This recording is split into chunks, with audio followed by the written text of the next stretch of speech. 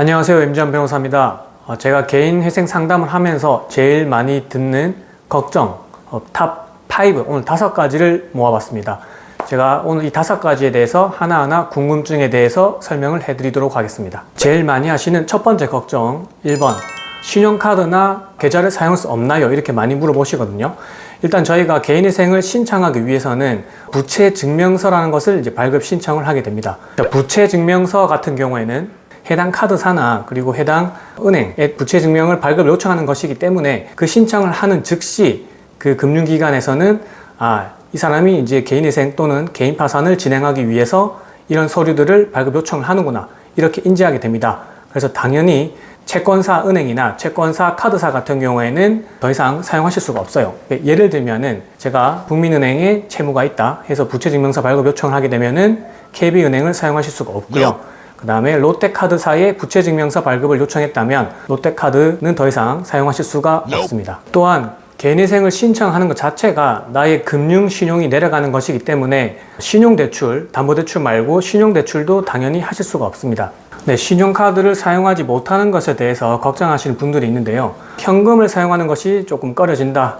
그리고 난 카드를 사용하고 싶다 하시는 분들은 꼭 신용카드가 아니더라도 체크카드를 사용하시면 되기 때문에 신용카드를 못 쓰는 것에 대해서는 너무 걱정하지 않으셔도 됩니다. 그리고 또 첨언하자면 채무가 없는 은행에 관해서는 저희가 은행 계좌도 개설할 수 있습니다. 아까 제가 예를 들어서 국민은행에 채무가 있다고 했을 때 국민은행이 아닌 우리은행에서는 채무가 없다고 가정했을 때는 나중에 개인회생 신청을 하더라도 개인 계좌를 개설할 수가 있습니다. 다만 제가 드리고 싶은 말씀은 지금 개인회생 신청 여부를 고민하고 계신 분이라면 눈덩이처럼 불어난 원금과 이자를 갚으실 생각 또는 탕감받으실 생각을 꽃을 맞춰야지 신용카드 사용 여부 그리고 계좌 사용 여부 또는 신용대출 여부를 고민하실 단계는 아니라고 생각하고 그런 걱정은 조금 접어두시고 지금 당장 내가 지금 처리해야 될 채무를 어떻게 탕감받을지에 대해서 고민하는 것이 더 맞습니다. 자, 많이 하시는 두 번째 걱정 만약에 이 개인회생 하는 게 직장에 알려지면 불이익이 있는데 혹시 직장에 알려지나요? 라고 많이 물어보시거든요.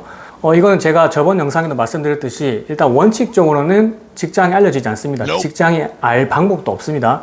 다만 가끔 이제 회사 직장에서 대출을 받으신 분들이 있습니다. 회사 자금을 대출받은 분들이 있는데 이렇게 되면 그 회사도 채권자에 해당하기 때문에 개인회생 신청을 하게 되면 채권자에게 통지가 가게 되고요. 이런 경우에는 회사에서 알 수가 있습니다. 자, 이와 관련해서 재직증명서 또는 급여소득 자료는 그럼 어떻게 발급을 받냐 직장 모르게 발급받냐라고 질문 많이 하시거든요. 재직증명서 같은 경우는 사실 그 용도를 비워두시면 됩니다. 용도를 비워두시거나 꼭 기입을 하라고 하면은 뭐 법원 제출용이 아니라 그냥 다른 용도로 쓰셔도 실제로 개인회생 신청할 때 법원에 제출할 때는 아무런 문제가 없거든요. 그래서 재직증명서에 어디 필요하냐고 하면 뭐 금융기관 제출이라고 하셔도 되고요. 다양하게 하셔도 아무 문제가 없습니다. 그리고 소득 관련 자료는 지금 급여 계좌를 통해서 소명하면 충분하기 때문에 굳이 그 부분에 대해서도 회사에 뭐 정식으로 요청하시거나 그럴 필요는 없습니다. 자, 많이 하시는 세 번째 걱정 개인회생 신청하려면 서류가 엄청나게 많이 필요하던데 그럼 제가 어떻게 준비를 해야 할까요? 라고 많이 물어보시거든요. 이거에 대해서도 보통은 제가 설명드리기를 인감증명서나 주민등록 초본 같은 기본적인 증명 서류들 이런 서류들은 쉽게 떼주실 수가 있기 때문에 저희가 당사자분들께 직접 발급을 요청드리고 있고요. 나머지 세무서라든지 뭐 조금 더 복잡한 기관에 요청해야 될 자료들 아까 말씀드린 부채증명서 같은 경우에는 직접 발급받으시려면 시간이 많이 소요됩니다. 해당 금융기관 본사를 찾아가셔야 될 수도 있고요. 지사를 찾아가셔야 될 수도 있고요. 따라서 이렇게 시간이 많이 드는 서류 같은 경우에는 저희가 발급 대행업체에 의뢰해서 누락 없이 꼼꼼히 챙겨드리고 있고요. 다만 이런 대행업체를 이용할 경우에는 별도의 비용이 발생은 하는데 그 효율을 따지자면 직접 해당 기관에 가셔서 서류를 발급받으시는 것보다 대행업체에 맡기시는 게 훨씬 더 효율적이고 개인회생 신청서를 작성하기까지 기간을 많이 단축시킬 수 있습니다. 자, 많이 하시는 네 번째 걱정 휴대폰 요금이 연체됐는데 이제 휴대폰을 사용 못하나요? 이런 질문들을 많이 하시거든요. 이 통신사도 일반 금융기관 채권사처럼 이해하시면 쉽습니다. 현재 KT, LG, SK 그리고 알뜰로 또 KT, LG, SK 이렇게 있거든요. 만약에 KT에 미납 연체금이 있다 하시면은 KT를 나중에 개인회생 신청할 때 채권자 목록에 올리시고 나머지 채무가 없는 SK나 LG 폰을 사용하시면 됩니다. 만약에 한 개의 통신사에 채무가 있는 게 아니라 3사 방금 말씀드린 SK, LG, KT에 모두 채무가 있다 하시면은 어떻게 해야 되느냐? 채무가 제일 적은 통신사를 일단 보시고 그 채무액을 내가 변제할 수 있다. 이런 경우에는 그 해당 통신사의 채무를 변제하시고 방금 제가 말씀드린 대로 채무를 없앤 다음에 쭉 사용하셔도 되고요. 만약에 3, 4의 통신사의 연체금이 너무 높다. 내가 지금 당장 변제할 수 없다고 생각하시면은 일단은 그 통신 3사 모두 채권자로 올린 다음에 개인회생 신청 후 그 다음에 개시결정, 인가 결정 후에 후불폰을 사용할 수가 있거든요. 그 후불폰을 사용하기 위해서는 또 뭐 서울보증보험에 이제 보험증권이 필요하긴 한데 소명을 잘하면 웬만하면은 사용할 수 있게 해주기 때문에 내가 휴대폰을 사용 못한다 이런 걱정에 대해서는 너무 크게 신경 쓰지 않으셔도 될 것 같습니다. 제일 많이 걱정하시는 5번째 질문, 혹시 제 사건이 기각되지는 않을까요? 이 질문이 보통 제일 많습니다. 그때마다 제가 드리는 말씀이 있어요. 지금 상담 받으시는 분이 재산이나 그리고 이때까지 뭐 처분한 재산 그리고 채무들을 남김없이 그리고 숨김없이 저희에게 다 말씀을 해주신다면 저희가 기각되지 않게 해드릴 수 있다고 말씀드리거든요.